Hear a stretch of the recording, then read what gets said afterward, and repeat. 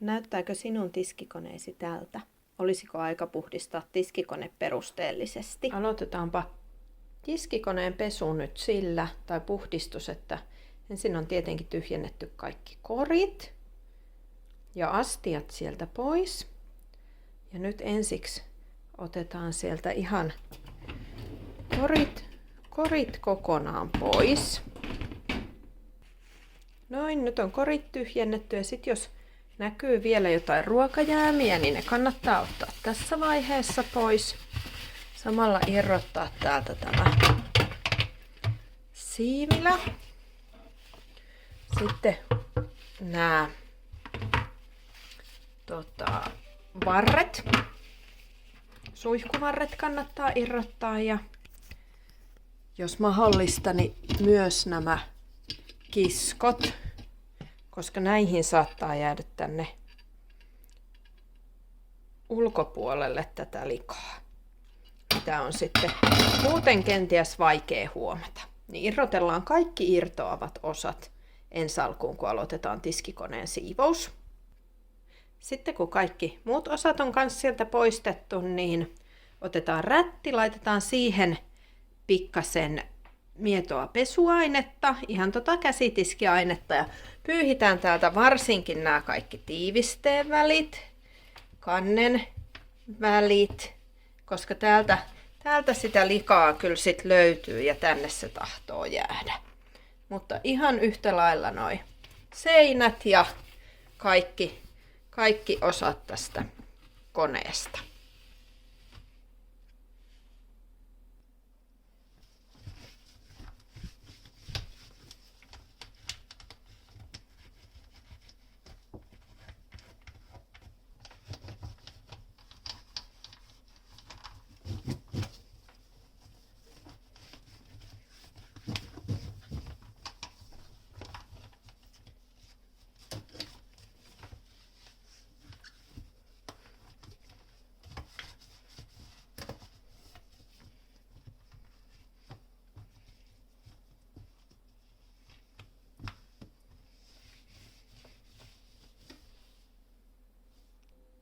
Sitten kun se tiskikone on putsattu sieltä sisältä, niin sitten putsataan nämä muut osat.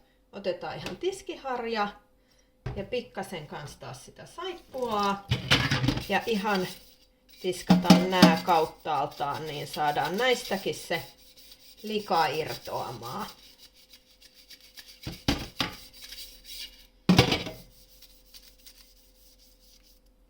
Tärkeää on sitten puhdella kaikki osat hyvin, ettei taas tätä pesuainetta pääse liikaa tonne tiskikoneeseen, koska sitten se alkaa vaahtoamaan siellä ja tukkii kaikki viemärit ja vaahtoo ihan holtittomasti.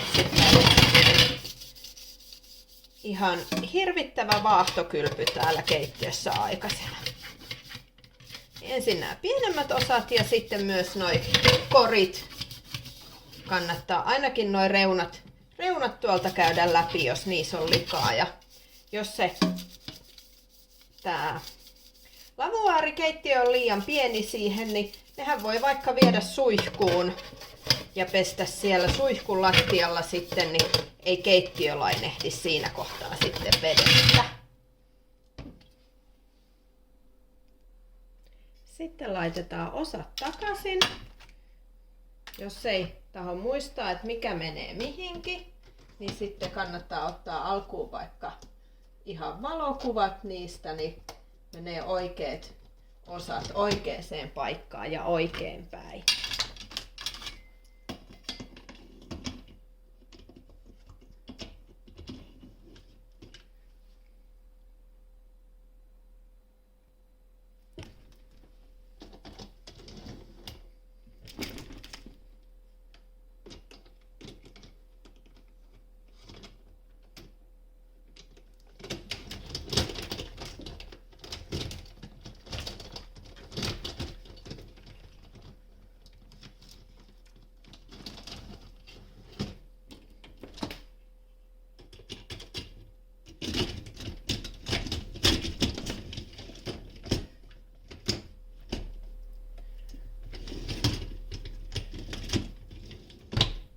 Näin. Nyt on kaikki osat pesty ja se tiskikoneen sisus, mutta laitetaan vielä lopuksi tämmönen tiskikoneen pesutabletti tonne lokeroon, joka sitten pesee vielä sen loppuun ja poistaa tuolta putkistostakin sitä rasvaa ja likaa. Niin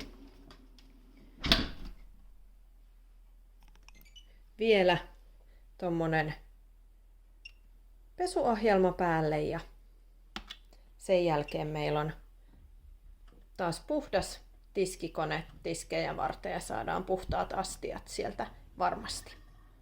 No niin, ja nyt tiskikone on pessy myös pesutabletin kanssa ja meillä on puhdas tiskikone ja saadaan taas puhtaat astiat.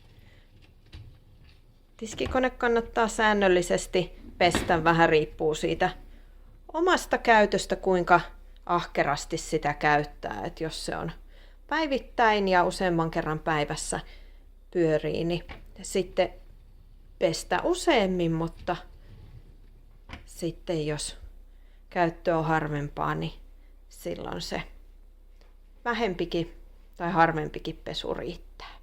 Mutta säännöllinen huolto, niin astiat on puhtaita ja sitten tiskikonekin pysyy hyvässä kunnossa. Nyt ei kun vaan täyttämään sitten tiskejä sinne.